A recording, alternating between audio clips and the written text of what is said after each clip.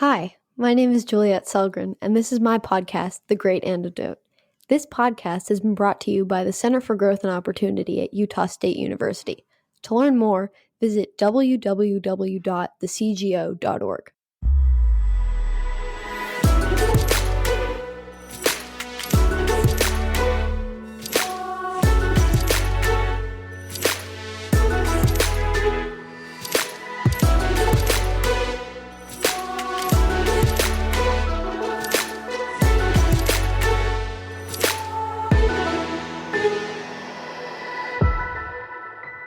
Hi, welcome back to my podcast. Today, I will be talking to Will Rinehart, a senior research fellow at the Center for Growth and Opportunity, where he specializes in telecommunication, internet, and data policy, with a focus on emerging technologies and innovation.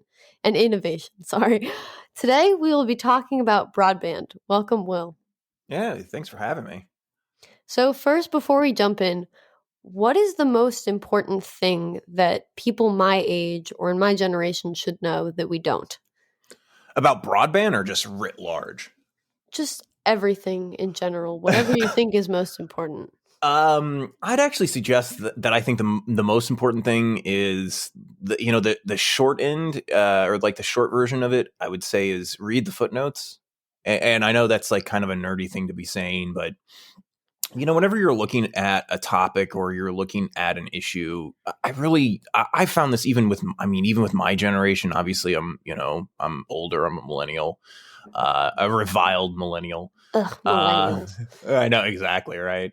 And one of the things that really kind of bothers me even about the conversations I have with my colleagues and the people that I know that are my own age, it's that a lot of them don't have like the depth of the argument. So they really don't know primary sources. They haven't, for example, they haven't, like, if they're interested in a piece of legislation or interested in like a policy, they really don't know the policy all particularly well. They know they know the talking points, but they haven't read actual bill, or I don't know. So in that sense, reading the footnotes or going towards the footnotes or thinking through the footnotes, to me, that I think that really just references this idea of having a depth of knowledge about the topic that you're speaking about, which requires you to kind of read primary materials and to read anything and everything you can get your hands on about the topic at hand. Yeah, I like that. It also it makes you more credible when talking about it, because if you're like, "Oh, well, did you read?" I don't know. I can't think of an example right now, but like, "Did you read this?" And then they're like, "No." And then you're like, "Well, how do you actually know? How can you speak on it more than literally anyone else in this room?" Yeah, exactly. No, I think that's exactly the point, right? I mean, it's going back to those original materials and going back to the original sources and kind of knowing. I mean, in a sense, also knowing if you're having an argument with somebody, knowing their articulation, being able to understand the position they're coming from as well. Um, you know, I did a lot of debate when I was younger, and that's what I loved a lot about debate was this ability to, quickly switch sides and having to articulate effectively both ends of an argument. And that forces you to think through cogently what's going on both ends, and also makes you think kind of on your feet about other positions. And so having a sense of where somebody is arguing or how they might be arguing against your point, I think is incredibly, incredibly powerful. But similarly, it's something that I think everyone really that's thinking through issues, and especially that are, that are getting any of their content today, really need to be cognizant of these other points and these other positions, not just their own. So, and that the fact that I think that even, a lot of people, I mean, it isn't just your generation or my generation or even, our parents' generations. Like it's, I think everyone has this sort of problem where they don't think through the other articulation or the other position and whatever it may be. Especially now when it's so easy to just see what someone else thinks about it or have someone else explain it to you online. Or if you read an article about it, it's like, oh, okay, well, now I get it. But do you really get it if you haven't read the source? Or how much do you really care if if you're not willing to go back and do the research yourself? Exactly. Yeah. That's a good point. So jumping into broadband. Yeah. I was born in 2003. I've never been a part of a world where I did not have access to the internet, where I couldn't send emails, texts, call people. Yeah. And since the beginning of the pandemic, the majority of my life has been dependent upon the internet, upon being online, especially with school, because we're still not back yet. We're Yeah. still remote, which is another thing. Um, but I've always lived in a city, or like, well, right outside of a city, where broadband access and Wi-Fi networks are super available. So the Yeah. issue of broadband and broadband equity and rural access to broadband was never really something that I had thought about before I read your work, really. So Yeah. before we get into it, can you explain what broadband is and how it's different from Wi-Fi? I know for me that was like something that was difficult to understand, but also I definitely know my mom is listening and will be grateful. Yeah, yeah. So when we talk about broadband, we're mainly talking about kind of broadly this idea of a fast internet service, and that's broadly different from when we talk about Wi-Fi. So Wi-Fi is kind of the in-home connection. It's the use specifically. Wi-Fi is like a very very kind of niche description of a very specific kind of technology that's used in order to connect your router, your internet connection point through a system, through a standard. It's called, it's actually a Wi-Fi standard, and that's used to basically connect all of your devices to the actual internet connection. So it's like Wi-Fi is used as like the access point to the internet. So you obviously have to have Mhm. a hard connection itself to the internet. That comes in through basically a broadband connection of some sort. It can either be cable, or it can be a fiber connection, or it can be DSL, which is a telephone connection. So those are the three basic ones that most people use. Or, I mean, even you can have a kind of a wireless service, so increasingly people are using their phones and just using their phones specifically to put out a Wi-Fi hotspot, and they're just using that Wi-Fi hotspot for their own, kind of their own home. That's becoming increasingly common. But so the way to really think about this difference between Wi-Fi and even broadband is that Wi-Fi is really just this way to connect to the internet through a specific standard, whereas the internet or the broadband itself is the actual hard connection. So you can have a Wi-Fi hotspot, or you can have a Wi-Fi system in place, and yet not have a super fast internet access or broadband access point behind it, and that can really that can kind of slow down things, and there's obviously a lot that's happening in between those two as well. So and and to make things even more complex and fun and interesting, oftentimes when people have slow internet connection speeds in their homes, a lot of times it's actually related to their Wi-Fi or their router system, their the means of communication within their home, and not necessarily the actual internet spot or the internet connection that they have. So it's a pretty consistent problem that we see with a lot of homes, that because of the way they're constructed and because of the way that you have this kind of wireless system in place, that in fact you can slow down broadband pretty markedly, pretty extensively, if you don't have a kind of a proper installation within your home, and that creates even more problems getting connection to the internet.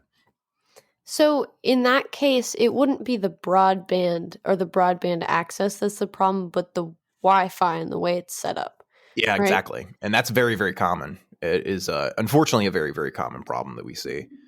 Yeah, we used to have problems with that. Well, it actually kind of got in the way of the podcast for a while. That was a struggle, but it works now, so that's okay. We just have Nice, to nice. reset the router every 2 weeks and it's good.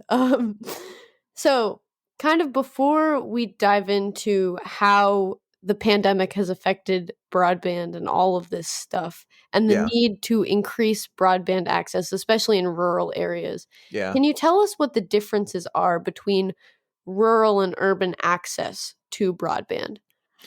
Yeah, we do see that there is a pretty striking problem between rural and urban access. So for the most part, urban access it's not necessarily, completely widespread. It's not absolutely ubiquitous, but most urban areas have pretty good internet connection. And so there really isn't a major issue when it comes to internet access when it comes to urban areas, right? Most people, if you live in an urban area, you do have a provider, or you do have a couple providers that you can go towards. But when you get into rural areas, that drops off pretty dramatically. And some previous research that I've done in this space, we see that even that kind of, that really basic kind of urban rural divide is itself a little bit not as nuanced as it should be. So, when you're in a downtown, kind of like a downtown area that is rural, they actually typically do have access to high speed broadband. It's just that when you get not very far away from those downtown areas, those downtown cores, so like your main street will typically have internet access, but Mhm. it'll drop off pretty precipitously. So it'll be a pretty quick drop off from, say, your like downtown Main Street area to even maybe like, a half a mile or 2 miles away. And in fact, I grew up, my grandparents lived in my grandmother still does live in a very rural area of Illinois. And downtown has pretty good internet access, and we used to go downtown to the coffee shop to use use the internet down there. But her home is, it's not by any means. It's still, it's not hard to get to. It's still, the roads aren't particularly bad out to her place, but the internet access is just really, really, really difficult, and it's expensive, and it's not the best when it comes to her access. And we see that as a kind of an endemic problem throughout the United States, that rural communities don't have the access to internet service providers like they probably should have. So, I guess, like, pre-pandemic, Hmm. what has been done to kind of try to bridge that gap, Yeah. in terms of government, but also have there been, market solutions, or, like, what's going on there? Yeah. No. Before the pandemic, we're gonna Yeah, get totally, there. totally. And a lot of this stuff, to be honest, is extended into the pandemic, because I don't know that there's any great new thinking that has been done on this.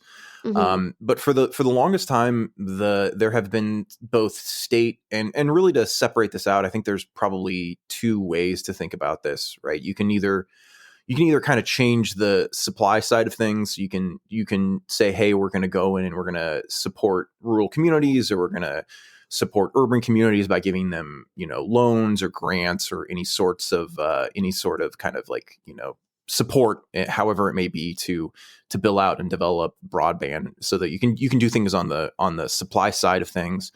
But then there's also the demand side of things, and that's another way that governments typically have supported communities, primarily by giving them just straight cash, or some sort of voucher, or uh, some sort of support. So this is another major way that traditionally governments have supported communities. But effectively, there have been, at least through the government, you've seen, like I said, these supply side sorts of projects, and then demand side sort of things. What I think has been really interesting in what's happened over the last couple of years is that states are doing a lot more grant programs. So they're spending money to try to get local communities connected. You also see a lot of local communities actually trying to just figure out where the gaps are, and that's a really big problem as I see it. Just knowledge of where there are gaps in rollout and in broadband, and where the needs are locally. So that's another big thing that's changed over the last couple of years. You also have seen some efforts by not local, but pretty large companies. So Comcast has a pretty big program called Internet Essentials, and so they've been supporting, low income communities with a subsidized internet service for, I believe it's $10 a month. So there's been a range of different things that have happened, and some companies, Google has actually helped support local communities by giving them computers and laptops. So it's a little bit of everything, right? It mhm. really has. There's been a whole bunch of different things that have been tried. Not all of them have been particularly great at solving this problem. There seems to be a group of what you might call the unconnected that are pretty. I don't want to say hard to budge, but they're a group that's typically older, typically lower in income, that just are it's difficult to get them connected. Part of that is related to this rural broadband issue, as we've said, that it's just you can't get internet access.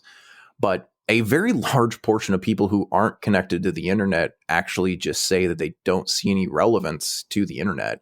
And largely that's an older crowd. And that's among the biggest problems that we're still facing today is trying to get that older 65 plus community connected in rural areas. So it's like this, this really interesting sort of endemic, difficult problem that we're still trying to solve. Is it? I mean, so you've kind of talked about different things that have been done at different levels, but Yeah. should it be a local issue or a state issue or a federal issue? Like, which one makes the most sense or do you think would be the most effective? I think personally, the best place is probably at the state and local level. The federal government has supported state and local communities for the longest time, but I think the knowledge really does exist at the local level. But the money has, at least since the 1980s, there has been a concerted effort to get people who aren't connected to telephones to be connected to telephones. And that kind of was extended out towards internet as the internet transition happened beginning in the 2000s. So there is this kind of mix, and you do see all of these different programs kind of working together.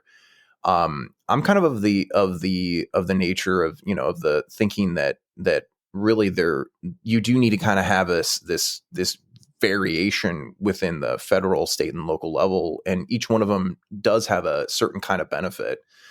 But to the same extent, and I'm doing more and more work on this right now, but a lot of Mhm. these programs have just, we really don't know how well they do. We really just don't have a good sense if they're all that effective, and if we're targeting the right groups, and if we're really doing the best that we can do with our money. I think that one of the biggest things that we've seen is, especially with this pandemic, there is this new what's called an emergency broadband benefit that will support families by giving them $50 per month for broadband assistance. And what's interesting, I think, especially about that, is that we've had something like a $9 to $10 support fund that's been going on for many, many years.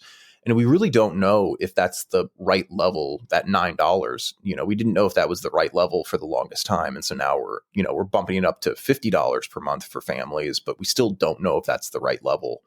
And so those sorts of really kind of basic things are, to me, really, really needed and necessary for good policymaking. And yet we're still just not doing it for a whole range of issues. So there have been many calls, I mean, always, but especially now and like pandemic time to fix the rural urban divide Yeah. with government actions. And I made a short list. Well, it's not a short list, it's a pretty long list, but I will Yeah. I will shorten it of what we've been told will happen if we expand broadband access in rural areas. One, we will be able to attract companies to rural areas, which will increase jobs and will revive rural communities. It will create new occupations. It will eliminate climate change. It will raise basic education. It will create the most advanced healthcare system in the world, reduce inequality, better transportation, improve the lives of the elderly, enhance friendships. Um, Pumping more money into rural areas will just increase everything there, apparently. I don't know. It will reduce suicide rates. There's so much more. And in some ways I can see how some of it, okay, if you have more internet access, that makes sense. But some of it I'm like, how's that related? I don't know. But so No, I actually kind of want that list later. I should include some of this because all of these issues are you talk about like inequality. I mean, we know that when you do actually get internet or super fast internet in a region, it actually tends to create this like skills bifurcation, right? The people who are more skilled tend to become more skilled, and those who are less skilled tend to become less skilled. And so it actually has this kind of this interesting effect of creating more inequality, in at least in skills, in this skills gap. So while it might be the case in some instances that these things can in fact change some communities, by and large we're seeing that when internet or broadband does come into a region, it actually has some really interesting effects. The rural regions that get super fast broadband, super fast broadband. So instead of this kind of, when we think of broadband, we can kind of break it out into three tiers. We might think about something that isn't akin to broadband, so it's not at the speed that you would want. And then you kind of have like this middle level, which is just regular broadband speeds, which is what most people now get in the kind of the 25 megabit per second to about 100 megabit per second range. And then anything over fiber, which is 1 gigabit per second, that's the super fast broadband stuff. Well, when the super fast broadband comes into especially rural communities, it actually seems to have a negative effect on local retail. So if you get a super fast broadband in a region, it actually tends to cajole people, or it influences people to use, say, like Amazon or other internet services that are more retail based. And so these sorts of effects of kind of changing local economic effects through broadband are far more complicated than I think most people are willing to admit, and they're not as clean and easy as we would hope. But yeah, you're right. There's a lot that is here there's a lot here to me that really speaks to a far more nuanced conversation. But unfortunately, that's not what we're currently having, and I don't expect it to happen in any time in the near future. Yeah, and in a piece that you wrote back in August, you warned policymakers that, quote, far too much attention is being directed at broadband deployment and not enough at broadband adoption and use, end quote. Yeah. Can you explain what you mean by that? Yeah, I mean, this seems to be, as I kind of mentioned, this supply demand, the two sides of this. Far more attention is really paid to this idea of trying to plug the holes in areas where we need broadband, and this really comes down to rural broadband communities, and these kind of gaps. But this is really the deployment question, right? That we don't have deployment in areas where you would expect there to be deployment. But that, when again, and I've kind of suggested or hinted around this with some of the research that's come specifically out of the census. But when you look at people and you say, okay, why aren't you connected to the internet? The people who say they are not connected to the internet, when they then are asked, okay, again, as I said, why aren't you connected to the internet? They say relevance is the reason why. They just don't see the relevance of the internet. And this gets to me that really one of the major issues that we're facing, and this affects rural communities in particular, and also urban communities as well, because there is still a large group of people who are not connected to the internet that are urban. But if you don't have a group of people that are connected to the internet, then you don't have a large market, and you're not going to be able to support services in that market. And the point being that if you there's just as big an issue when it comes to adoption of a service as there is when it comes to the deployment of a service. Primarily because we have seen that again, the biggest group of people that are not connected to the internet are still generally in metro areas where you would expect that there probably would be good service. And yet there's a huge group of people who are older, and older, 65 and older, who are not connected to the internet in metro areas, that had they been connected to the internet, we probably would see better internet service options, or, maybe you would see another provider in an area. And so to me, there is this really continual conversation that constantly happens about internet deployment. And yet we're not talking about internet adoption. And that we really, really should be focusing just as much on internet adoption, because in fact, most of the data suggests that internet adoption is a really, really key problem. Cost is also another issue, which again is internet adoption. So that, it's not necessarily internet access, but again, it comes to an internet cost issue. So that's another consistently cited thing when you look at the census. So all of these elements to me are just, it really speaks to this real gap, this yawning gap we have in the conversation when it really comes to internet adoption. We really should be focusing a lot more on how we get people that potentially do have access to internet connected to the internet, and yet it just is not occurring. And it's not easy either, right? There are no clean, easy ways to deal with this, or there's no clean, easy method or program that we've ever found that really is good at solving these problems. So I don't envy policymakers in this space, but I also wish the policymakers would be a little bit more, not knowledgeable, but I wish they were a little bit less starry-eyed about what the possibilities were with broadband, a little bit more focused on the actual problems. And it seems that it's not, in terms of job growth and all of that stuff, it's not really that access is the, well, I mean, access is important, but it seems that you're right. Adoption is just as important, but policymakers do tend to only really focus on the access part of that.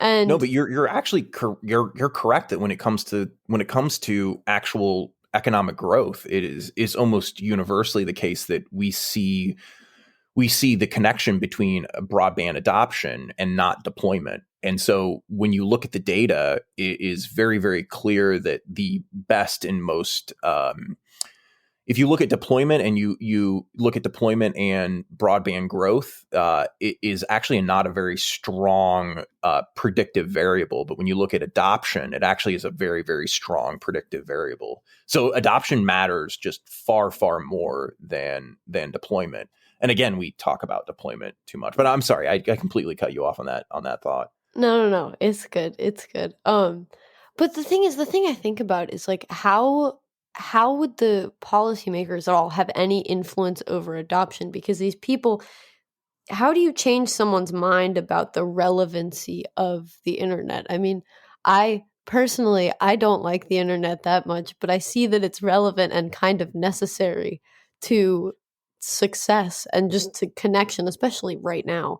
But that, I don't know, it just is so weird to me that it's an issue of relevance instead of being annoyed at the internet is why people don't want to be. I guess to your way of life if it's not relevant, but it could change your way. I don't know. I don't know. No, no, I think that this last year will be a really big and interesting. This last year in 2020, I think it will be a really, really interesting way of seeing if all of the predictions and seeing if all of these, if all of what we know about broadband is actually correct. If we have this really big kind of shift and shock, and there really isn't that change, and you see people not shift all that much with relevancy, and don't really think that the internet can't be relevant in their life, then I think that what we kind of have to agree upon, or at least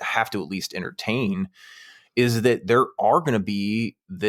will potentially be this group of unconnected that may not be easily budged. And I think that's actually a really very real problem that we kind of have to deal with, that there is just going to be a group of people in the United States that aren't going to be easily swayed by conditions that the internet is anything that the internet ever really can be a useful product.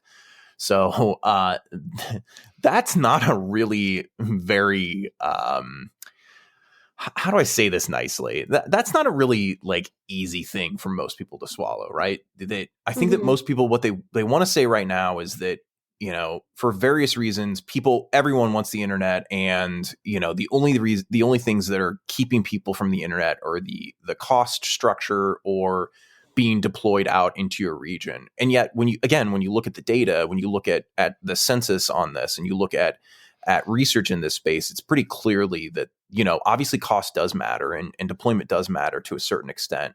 But by far the biggest chunk are the people who say that the internet is not relevant in their lives. And if they don't find that the pandemic has made the internet relevant, then I think we have to be a little bit more, again, clear-eyed about what our policy should be and about how much effort we're going to spend in trying to get the unconnected connected. I mean, it's not, I think that we should continue to work in getting individuals connected and online, but it really will be a really, really interesting couple years to see if people shift their opinions given the pandemic, given how much that there could be benefit from the internet. But yeah, it's going to be an interesting couple of years for my research space. Let me say it that way. Yeah. At the end of the day, what I always think about is if they don't want it, they don't want it. And Yeah, if their eyes open to the benefits and the possibilities that come from that, then that would be great. I mean, I don't see how it really has any negative side. I mean, there's always something negative, but overall, it has overwhelmingly positive effects.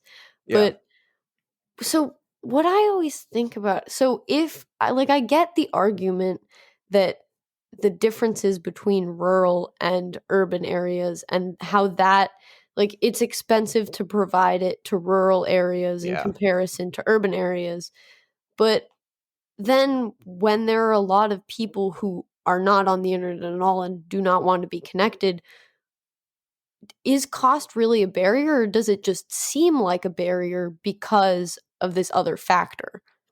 Yeah, no, I think you're hinting at exactly this really tough problem, which is that oftentimes when people make this comparison or they think through and say, hey, cost is a problem for me, that what effectively they're saying is that, well, I don't necessarily see the value in it, even though the cost may not be all that much. So when we really do see this cost problem, and we've seen this actually a lot in these one of the, I think, the great examples of this, there was some research that was done on Comcast's Internet Essentials program, and going after this quote unquote cost problem. The Internet Essentials program also gave subsidization for computers, and so they provided super low cost computers. And again, people again did not, they found problems, or at least it wasn't as easy to get people connected, even when they were giving subsidized computers. All this is to say is that when we talk about cost, the issue of cost, I think, is far more nuanced than what most people would think of, in the sense that if you do give people straight cash, you give them some sort of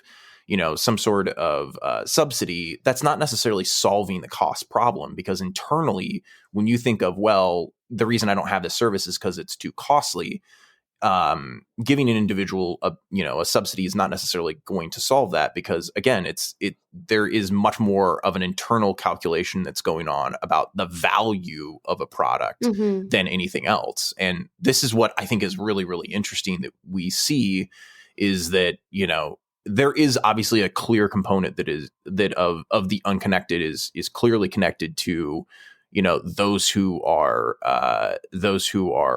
making less than, say, $50,000 a year, typically, right? Or a household that's making less than $50,000 a year. But again, the biggest component of all of this is, and the continual component of all of this is basically the 65 and older. They are by far the biggest group of individuals. When you start looking at these groups, you start breaking them down. They are by far the biggest group of households that are not connected to the internet. And so when you start pulling together all of this data together, and you think about it more cogently, and you think about these experiments that the FCC has run over the years, which have tried to get people connected and online by subsidizing their costs. And you've seen these subsidization models work over the years, and you see this, Comcast Internet Essentials program, and all of these things all combined. Cost may seem to be a thing that people do say that they care about, but but lowering the cost doesn't really change or move the bar all that much. And that, to me, is something that probably needs a lot more work done. And that's actually an area and a space that I'm trying to work in the next couple of years. Yeah, I mean, it does seem that makes sense. The fact that the cost, even though it's lowered, it doesn't really necessarily mean that that cost is actually lowered for you as an individual. Yeah. So the government in the space of broadband and kind of being involved with that, how much money, I guess, on the federal level is probably the most like common. It's probably the easiest one to look at right now, just because people listen from all over the country and being how much does Arlington County spend on I don't know. So how much does the federal government spend on broadband and what agencies are spending that money? And kind of what ways are Yeah. they trying to attack this issue? Yeah, so in a non-pandemic year, the government spends, if I remember correctly, a lot of this comes from what's called, or at least most projects or most of the big funding comes through what's called the Universal Service Fund. So for if you've got a if you got a telephone, you have a telephone bill, or you have a cell phone, you have a cell phone bill, and there'll be this little line item at the very very bottom, and it is part of the universal service fee that is assessed for effectively each telephone user or long distance user, and then all of that is put into a big pot of money, and that big pot of money is then doled out through a number of various programs. And in any given year, if I remember correctly, that's about $4 billion or so. I think that the last time I really looked at this, typically in any given year, about $8 billion is spent. So there is a substantial amount of money that is usually directed. Now, this is obviously a different sort of world that we're talking about. Mhm. But currently the FCC is looking at a $3.5 billion what's called an emergency broadband benefit fund. So that is going to be spent over the next year or so, next year and a half, or at least until the package is re-upped. We're also talking about currently in Congress a $94 billion package, a broadband package worth basically $94 billion that's currently being discussed. So, in any given year, there's a good amount of money that's spent in this space, mainly administered by the Federal Communications Commission. But there's a whole bunch of other things that are also supported through the Department of Commerce. There's actually a lot that's done by the U.S. Agriculture Department, and it's sometimes hard to actually. I've done this over the last couple of years and have tried to track the money that's spent. And it's kind of hard sometimes to actually keep track of it all, because, to be very honest, sometimes you can use the money or the grant program for any number of different projects, and Mhm. that kind of gets hard to track over time. But increasingly, and it you've suggested obviously what's going on at the federal level. Increasingly, the states are doing a lot too, and there is a lot that even localities are doing. So, I know that Arlington has its own, little tiny broadband project. And I think that they were even discussing broadband subsidies a couple of years back. So this is something that each local and locality and state and city, municipality, everyone is really trying to figure out how to do better and how to potentially get funding to various organizations, or to various, honestly, to be very blunt, to various companies to support build out and to support these projects. They're varying. There's a lot of them that are going on, and there's a lot that's being done at any given moment. So I know you kind of said that it was hard to see whether a lot of these policies are working. And Yeah. also the fact that the policies only, not even that they're only focused, but they only can really focus on deployment instead of adoption. So within that, are there any examples at all of policies or initiatives that have worked or are working? Or do we just not really have any sort of grasp on that at all?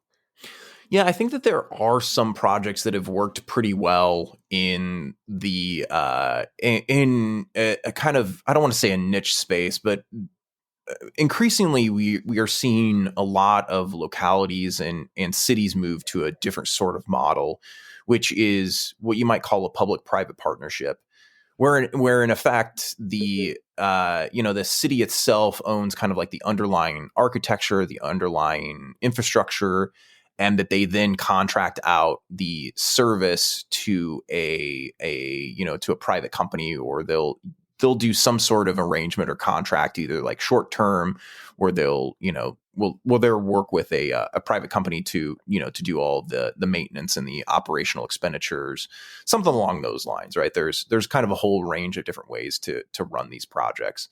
I think those are increasingly getting a lot of attention because they don't have the sorts of problems that we do see with other projects, and other funding projects. Mhm. Again, there have been, I think, very clearly some really interesting projects that have been, or at least some research that has been done in very niche spaces. So the where we see broadband loans actually are most effective tend to be in farming communities. So if we're talking about rural development in particular, they seem to be super effective in, or at least have some sort of effect in particularly farming communities, which listeners may not recognize or realize is actually among the smallest of all rural county types. So you split rural counties into, if I recall correctly, I think 6 different groups, and farming communities are it's the least populous, and it's the least the smallest group of all of them. So we do see that tends to be effective over the long term. It kind of makes sense why these farming communities would do probably better with broadband, particularly because they're exporters and they're connected to markets, and there is kind of this natural inclination and natural effect.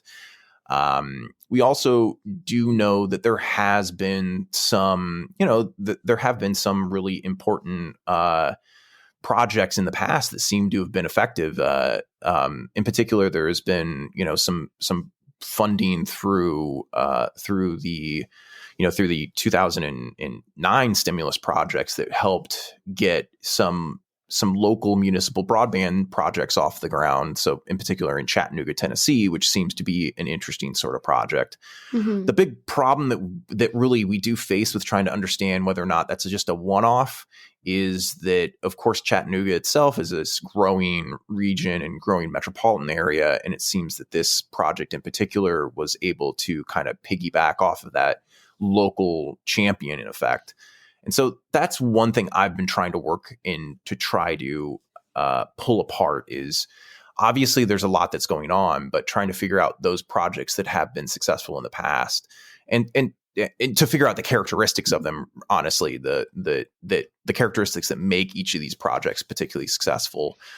But for the most part, I still think that we're in a space where there's still a lot of unknowns. We really don't know, like I said, what the benefit level should be for households. There's still, I think, a big gap and uncertainties in the areas where targeted loans can be effective. There haven't been a lot of really, the FCC, which is the Federal Communications Commission, they haven't done a lot of research in the past on, or they kind of gave up on research in the last 10 years, the last 12 years, actually, in this space because of other demands and because Congress never Mhm. really required them to do this work. So there's a lot I think that can be done here to get better policy making, to figure out exactly what these circumstances should be to get better outcomes with these sorts of subsidy programs. But I don't necessarily think we're at that stage yet. So, in your ideal world, or I guess in this world, but what's your ideal outcome? Like, what's your ideal policy or at least direction for policy to go in terms of broadband? What I really want for broadband to go is towards a targeted space, right? I really want us to figure out those areas where there are gaps. There clearly are some places in rural America where there are gaps. Um, It will, to be very honest, I think that there, if you want to try to plug some of these holes in rural America, it's really going to take some money. Um, but then you start having this conversation, and you start thinking through, well, should we give individuals, should we spend, as it's projected to take, $20,000 or $30,000 to connect some homes, or should we give that as, say, a voucher for those individuals to literally move towards or to a bigger metro region, where you don't have the sorts of other infrastructure problems. It isn't just broadband that you have these problems. You also have, municipal water and educational issues and a whole range of other things that come with, super rural communities. So Mhm. it's not a really easy conversation to have with individuals, but effectively, when you start looking at the most difficult spaces and the best way to do policy, it is really unfortunately, a lot of it comes down to cost. And I personally, I waffle on this constantly, in a sense that I think that we should be thinking about cost, and we should probably be making some targeted investments, but at the same time recognize that these are problems that are going to be absolutely massive for some communities. It is going to be extensively costly to get some communities connected. And there could be, in the near future, there could be a pretty big change in that cost structure, especially as new satellite technologies come in. We haven't really mentioned at all the idea of these, Starlink or Kuiper, which are both coming into place in the next couple of years.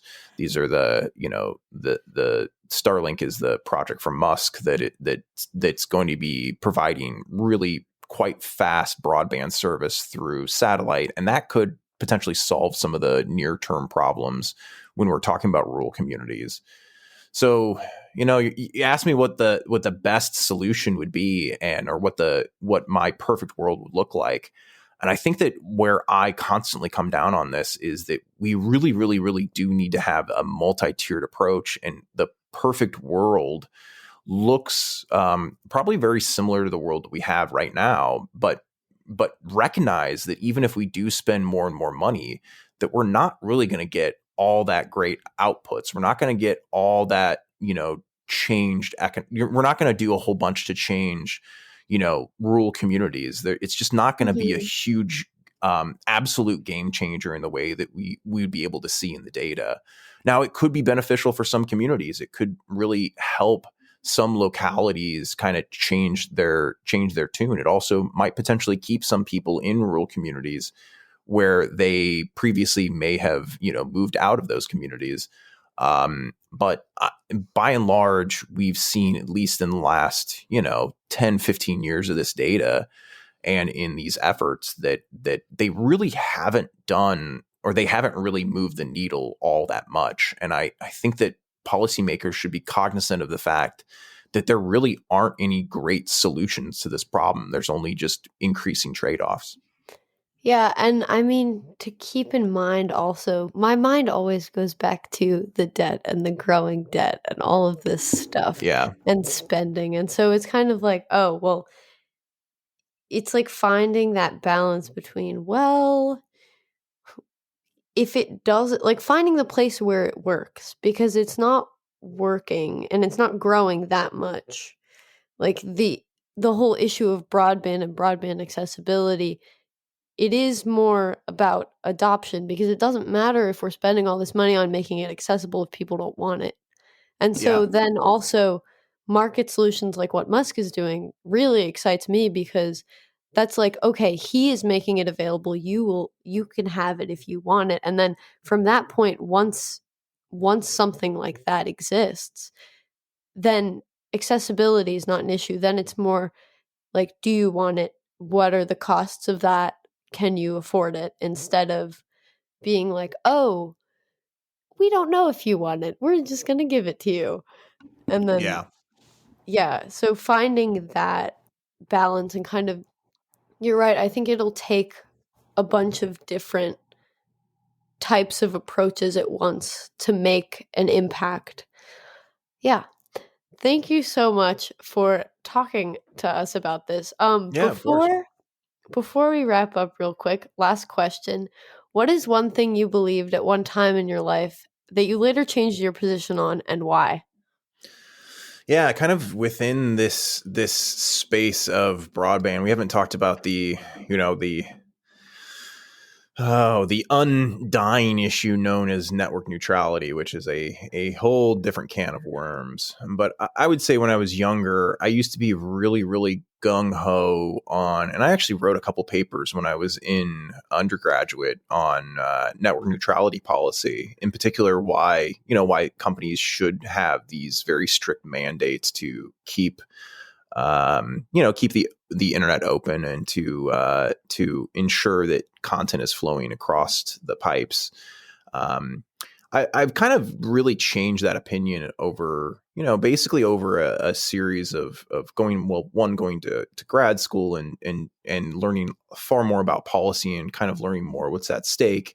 That in fact, this idea of a network neutrality openness, the idea that you really need a hard law to do that, and in fact that you could have something more akin to say you have obviously there's market pressures, but more importantly there's a whole range of different other legal mandates and other legal routes that you could ensure that these things are kept open and free without necessarily mandating it through law.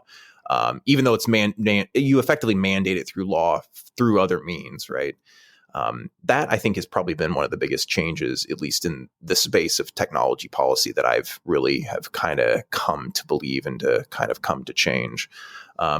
It is kind of a nuanced shift over time, to be honest. That it really, to me, I think it really shows that there is kind of a depth to all of these all of these policies that I really wish more people would understand. I'm hoping that people understand in the future. But that kind of stuff, I think, is hugely important to recognize that, over time there will be shifts in your own thinking. And, kind of piggybacking off of that to a certain extent, I think one of the biggest things that I didn't expect is how much I have changed in kind of the nuance, even now into kind of the middle of my career. I thought that I felt when I was younger, I had a better answers for most things. And I keep on shifting and keep on recognizing that there aren't a lot of great pure solutions to the toughest public policy problems. And I really wish that weren't the case, but I do think that there are some things that are just going to be endemic. And that, I wish I'm constantly optimistic for the world and for outcomes in the world, but I'm less and less optimistic for the ability of our institutions and our governmental institutions to dramatically change outcomes for individuals, within reason. So, that's obviously a super qualified answer in so many different regards, but yeah, it's to me, I think, kind of a sign of it's a sign of a mind to constantly be open to change, but recognize that things are the way they are for various and very obvious reasons.